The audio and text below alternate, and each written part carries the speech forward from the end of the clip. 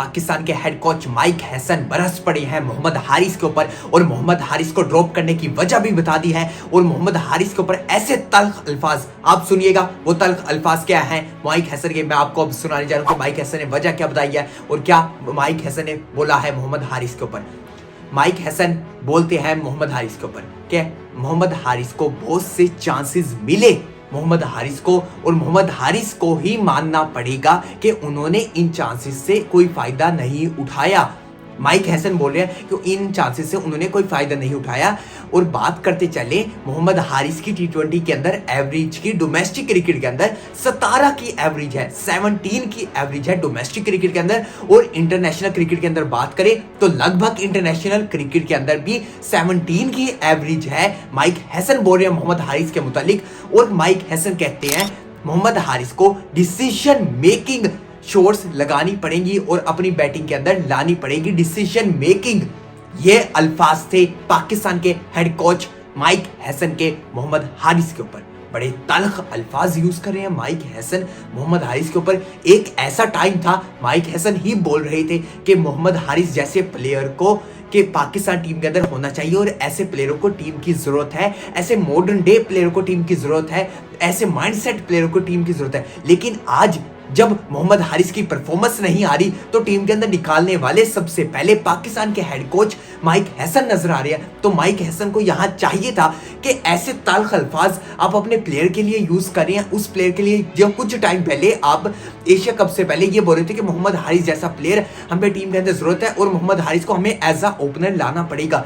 तो यहां बात करते चले मोहम्मद हारिस की परफॉर्मेंस कुछ नजर नहीं आई, पूरे एशिया कप के अंदर नजर नहीं आई। फिर उसके बाद सीरीजों के अंदर हमने बड़ा देखा मोहम्मद हारिस की कोई परफॉर्मेंस नहीं, सिवाय एक शो मोहम्मद हारिस ने किया था जो कि बांग्लादेश के खिलाफ किया था लाहौर गिदाफी स्टेडियम में। उसके अलावा कोई परफॉर्मेंस नहीं, हत्ता के कोई 50s भी सही तरह नजर नहीं आई, सिवाय एशिया कप के अंदर पहले मैच के अंदर एक 50 बनाई है। या तो मोहम्मद हारिस 10 से पहले डबल फिगर से पहले आउट हो रहे हैं, या मोहम्मद हारिस 10 मैचों के अंदर 15 मैचों के अंदर एक 50 लगा रहे हैं। ये एक्सेप्टेबल नहीं है मोहम्मद हारिस की परफॉर्मेंस।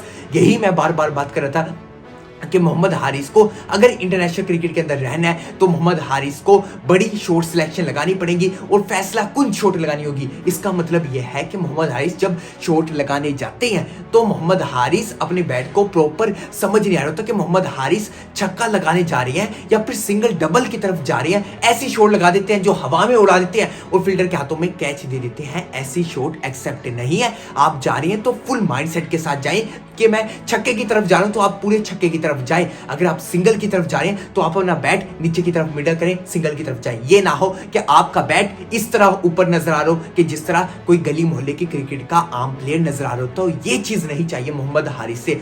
तो मोहम्मद हारिस को ड्रॉप कर दिया टी20 से। अब मोहम्मद हारिस को ये समझना पड़ेगा कि जितनी क्रिकेट पड़ी है डोमेस्टिक के अंदर वहां खेले समझे, क्योंकि वर्ल्ड कप के अंदर सिर्फ और सिर्फ 2 महीने रह गया। मोहम्मद हारिस कमबैक कर सकता है। और माइक हैसन ने यह बोला कि मैं ये नहीं कह रहा कि उनका कैरियर खत्म हो चुका है। माइक हैसन तो अपनी बात को यहां तक ले गया कि मैं ये नहीं कह रहा कि उनका कैरियर खत्म हो चुका है मोहम्मद हारिस का। तो इससे समझना पड़ेगा कि माइक हैसन के इरादे तो अब ये है कि वर्ल्ड कप के अंदर भी कोई जगह नहीं है मोहम्मद हारिस के लिए।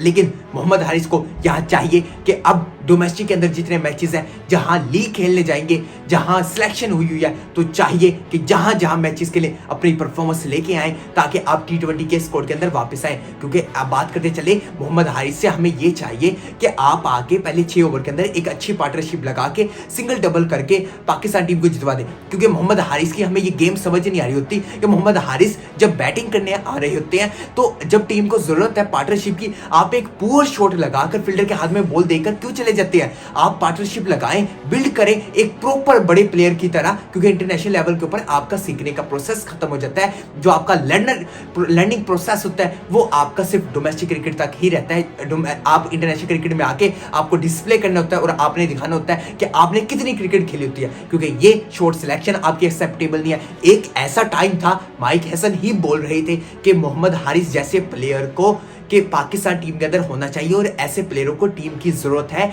ऐसे मॉडर्न डे प्लेयरों को टीम की जरूरत है, ऐसे माइंडसेट प्लेयरों को टीम की जरूरत है। ये आपकी परफॉर्मेंस एक्सेप्टेबल नहीं है। तो बात करते चले मोहम्मद हारिस के ऊपर, तो मोहम्मद हारिस को अब अपने कैरियर का खुद ही फैसला करना पड़ेगा कि मोहम्मद हारिस ने अपना कैरियर के ऊपर क्या मेहनत करनी है या नहीं करनी, क्या फिर दोबारा अब वापसी का कोई रास्ता नहीं होगा पाकिस्तान क्रिकेट के अंदर। ये थी अपडेट मोहम्मद हारिस के मुतालिक जो कि मैंने आपको बताई। मिलता हूं मैं आपसे अगली वीडियो में, तब तक के लिए अल्लाह हाफिज।